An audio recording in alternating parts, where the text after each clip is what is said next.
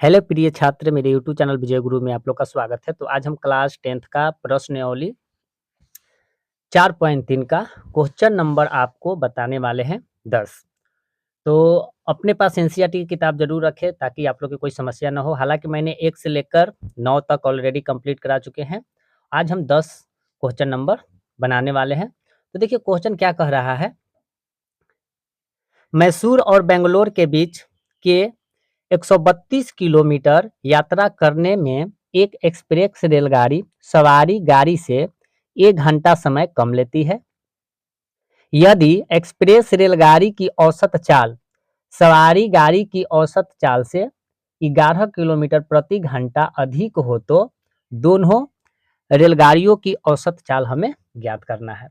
Okay, तो question को पहले ढंग से पढ़िएगा, क्योंकि क्वेश्चन अगर ढंग से पढ़िएगा तो आपको 50% मैथ यहीं पे बन जाता है। ओके, तो क्वेश्चन को पहले अच्छे से रीड कर लीजिएगा 1 बार 2 बार, ताकि कोई परेशानी ना हो। तो हमने तो क्वेश्चन आप लोग के सामने पढ़ के बता दिए। अब चलिए इसे कैसे बनाया जाता है प्रॉपर वे में, उसको अब हम बताना चालू करते हैं। ओके, तो चलिए किताब को साइड कर लेते हैं। तो देखिए क्वेश्चन नंबर 10 को कैसे बनाया जाता है।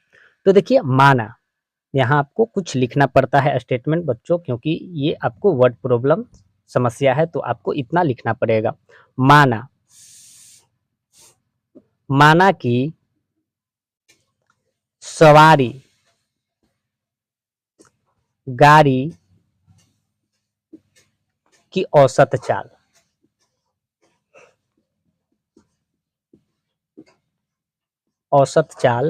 बराबर 1 है। हमने मान लिया कि सवारी गाड़ी की औसत चाल 1 मान लिया। अब एक्सप्रेस को भी हम इसी प्रकार लिखेंगे। एक्सप्रेस रेलगाड़ी की औसत चाल, तो एक्सप्रेस रेलगाड़ी की औसत चाल हम मान लेंगे। एक्स में हम 11 को हम क्या कर देंगे, जोड़ देंगे। ओके, एक्स में 11 को हमने क्या किया, जोड़ दिया, क्योंकि 11 किलोमीटर प्रति घंटा अधिक समय लेता है, तो एक्स में हम 11 को जोड़ दिए। तो कह रहा है कि मैसूर से बेंगलोर के लिए और कह रहा है, मैसूर से बेंगलोर तक की दूरी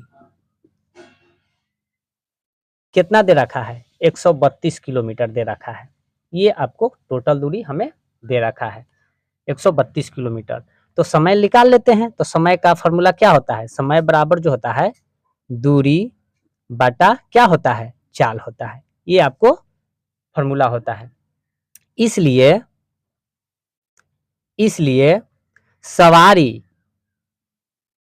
सवारी गाड़ी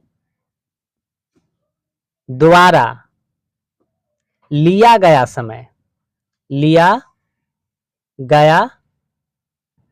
समय, तो कुल दूरी कितना है, तो कुल दूरी तो हमारा है 132 किलोमीटर। लिया गया समय, तो देखिए समय क्या है, दूरी बटा, तो दूरी तो हमें है 32 किलोमीटर, 132 किलोमीटर। और चाल क्या माने थे, एक्स माने थे, तो यहाँ पर 132 बटा एक्स लिख दिए। उसी प्रकार एक्सप्रेस रेलगाड़ी द्वारा लिया गया समय, तो कुल दूरी हमारा क्या है, समय बराबर फॉर्मूला होता है दूरी बटा चाल। तो कुल दूरी तो हमारा है 132, और इस बार एक्सप्रेस के लिए क्या माने थे, x प्लस 11 माने थे, तो यहाँ पर लिख देंगे बच्चों x प्लस 11। तो इस प्रकार हमने इसको स्टेटमेंट यहाँ तक लिख लिए। कोई दिक्कत कोई परेशानी यहाँ तक नहीं होगा। अब यहाँ पर इसको अच्छे से सोल्यूशन कर लेते हैं, इसे बराबर कर लेते हैं। तो क्या है, प्रश्नानुसार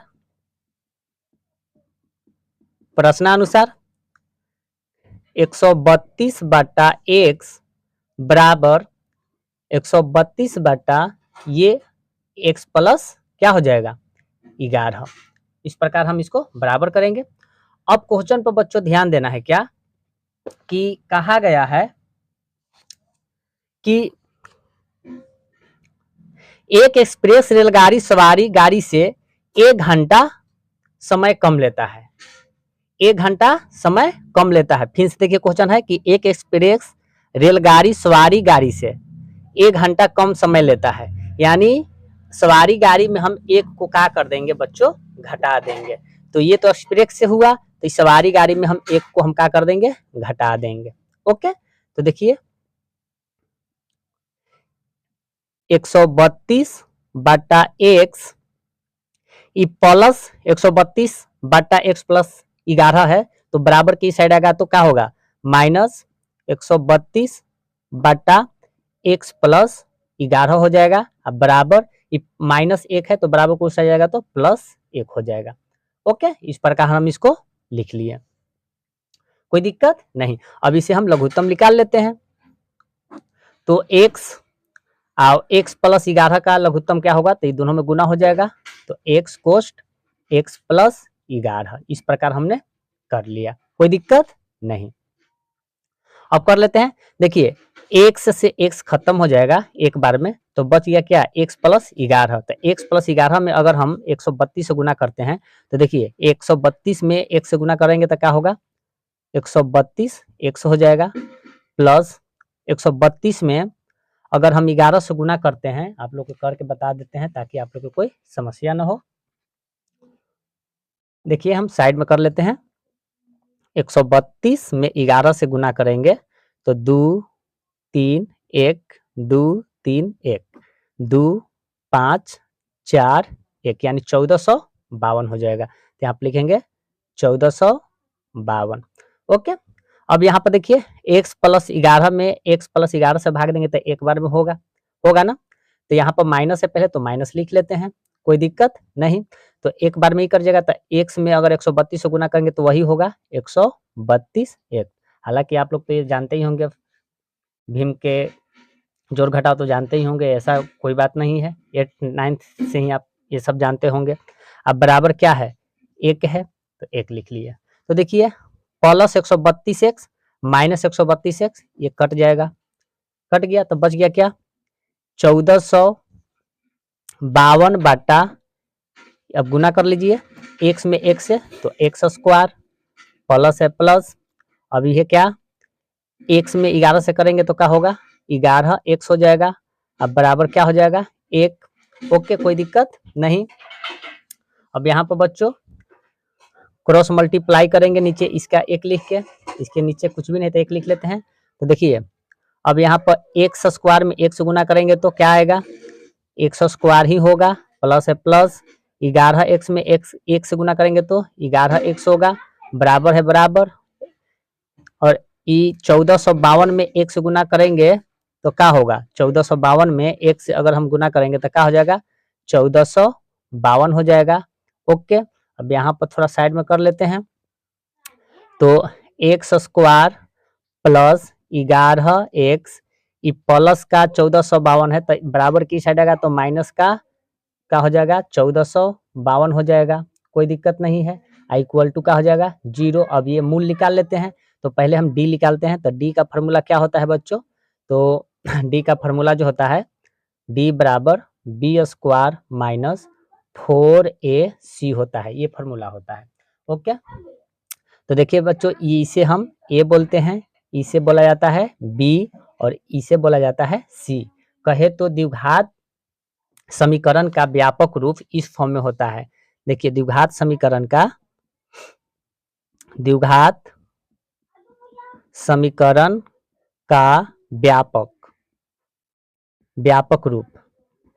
व्यापक रूप ax² plus bx plus c equal to 0 होता है, और यही फॉर्म में हमें नजर आ रहा है। तो a का यानी x का गुणांक 1 है, तो एक जगह a, अब बताइए कि a बराबर क्या लिखेंगे, तो a बराबर हम 1 लिखेंगे क्योंकि x का गुणांक 1 है, b का मान है 11 और c बराबर -1452।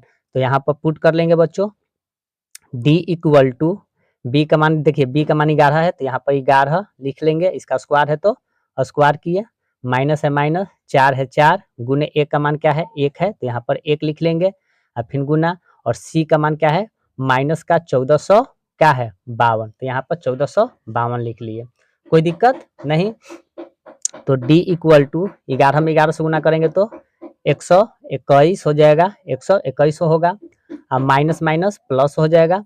अब देखिए 4 में, देखिए माइनस माइनस प्लस हो गया, 4 में 1 से गुना करेंगे तो 4 होगा, और 4 में अब 1452 से गुना करते हैं, यहाँ पर कर लेते हैं 1452 में 4 से गुना कर लेते हैं, तो 8 पंचों का 20 की 0, हाथ में 2, अच्छा चौका 16 2 18 की 8, ओके, और 4 1 5, यानी कितना आ गया आपको यहाँ पर नजर आ रहा है कितना 5808, कितना आ रहा है 5808 नजर आ रहा है, तो यहाँ पर लिखेंगे 5808, कोई दिक्कत।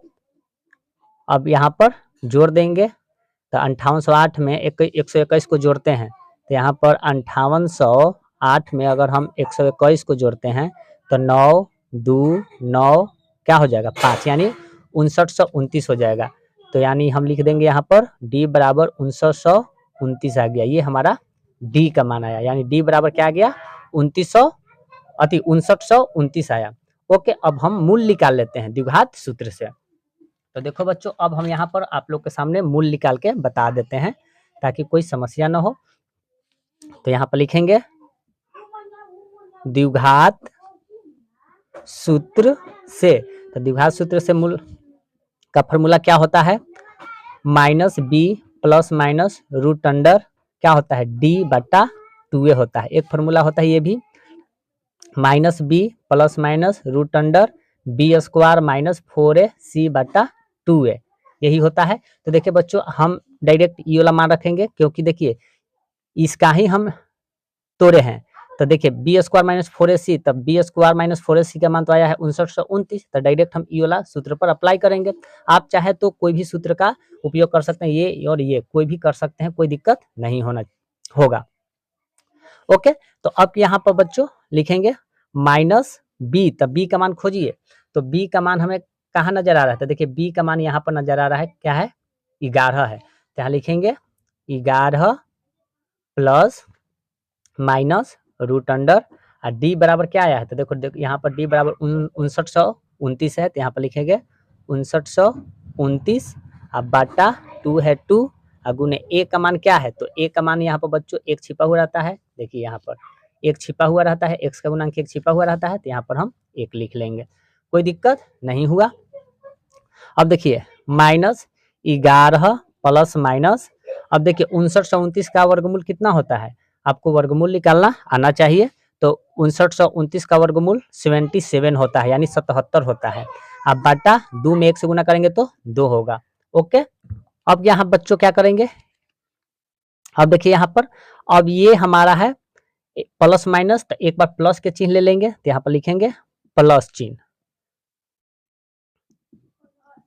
प्लस चिन्ह लेने पर, तब प्लस चिन्ह एक बार लेंगे, तो देखिए माइनस 11 है और प्लस 77, एक बार प्लस ले लिए बटा 2, तो बताइए 77 में से 11 जाएगा तो कितना बचेगा 66 बचेगा, अब बटा 2, अगर इसको काटेंगे तो क्या आएगा 33 आएगा, एक 33 आ गया। एक बार ले लेते हैं माइनस का चिन्ह, माइनस चिन्ह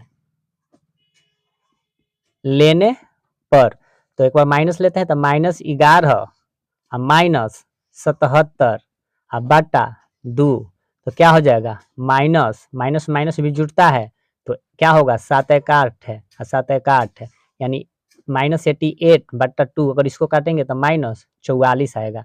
ये हमारा दो आंसर आया, एक आया धनात्मक में, एक आया ऋणात्मक में। हमेशा चाल जो होता है वो हमेशा क्या होता है धनात्मक होता है, क्योंकि माइनस में चाल कभी होता ही नहीं है। ओके, तो आपको राइट आंसर आपको क्या आ जाएगा, आपको राइट आंसर 33 आ जाएगा, क्या आ जाएगा 33 आ जाएगा आपको राइट आंसर, कोई दिक्कत कोई परेशानी नहीं है। तो रेलगाड़ी की औसत चाल हमें कितना आ जाएगा 33 किलोमीटर आ जाएगा, यहाँ पर लिख लेते हैं। अतः रेलगाड़ी की औसत चाल बराबर 33, चाल हमने कितना माना था यही यही होगा 33 हो जाएगा। कोई दिक्कत, कोई परेशानी नहीं, 33 किलोमीटर हो जाएगा। अगर कोई दिक्कत हो बच्चों तो इसे 1-2 बार रिपीट कर ले ताकि आप लोग की कोई समस्या दूर हो जाए। हालाँकि मैं डिटेल में बताया हूँ, कोई दिक्कत नहीं है, स्टेप बाय स्टेप आपको लेके चला हूँ। तो देखिए यही आपका क्वेश्चन बन के तैयार हो गया। ओके, कोई दिक्कत, कोई परेशानी नहीं है। तो बच्चों आज की क्लास हम यहीं पे समाप्त करते हैं। अगर वीडियो अच्छा लगा हो तो लाइक, सब्सक्राइब एंड शेयर ज़रूर करें। जय हिंद।